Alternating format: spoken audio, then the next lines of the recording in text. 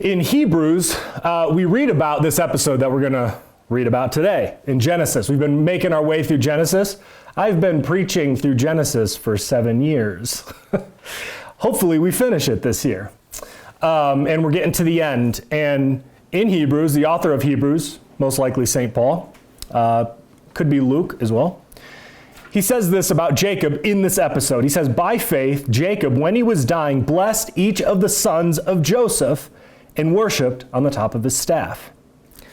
It's an interesting way to state it. By faith, he blessed the sons of Jacob. How is this faith? What's he doing? Does it take faith to bless somebody? I would say yes, but it seems relatively unremarkable in some ways. God bless you.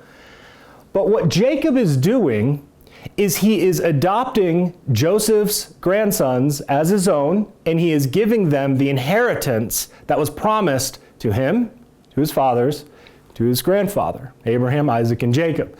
And he's giving it to them. He's saying, you are going to multiply, and you are going to inherit the land of Canaan.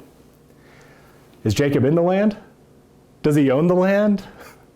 No. He owns a tiny little bit. He's been exiled once. He had to flee from his brother who wanted to kill him. Canaan is so unfruitful, it's so impoverished, he has to go down to Egypt to find food. And this is the land that God is promising him. He's saying, this is the promised land. He's an old man. He hasn't seen victory over his enemies. He hasn't taken much of the land. He's wandered most of his life, and he's been kicked out most of his life, and he's not in the promised land now. By faith, he's saying, I'm giving this to you. What does he have? He doesn't have a denomination. Do you have a denomination that believes that the land is yours? No. Are you under a bishop? Are you under a bishop in apostolic succession who believes that the land is yours? No. No, they all don't believe the land is mine. Does anybody else believe that the land is yours? No. Well, what is it then?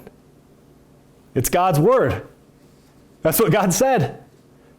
And I believe what God says. He's trustworthy. And so, in faith, I am going to say, what God has promised me, I'm giving it to you.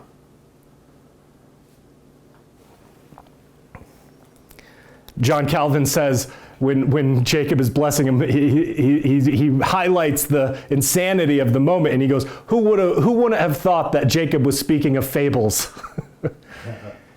It's wild. But by faith, he does it. May we have that same kind of faith to believe God's word and to do these extraordinary things.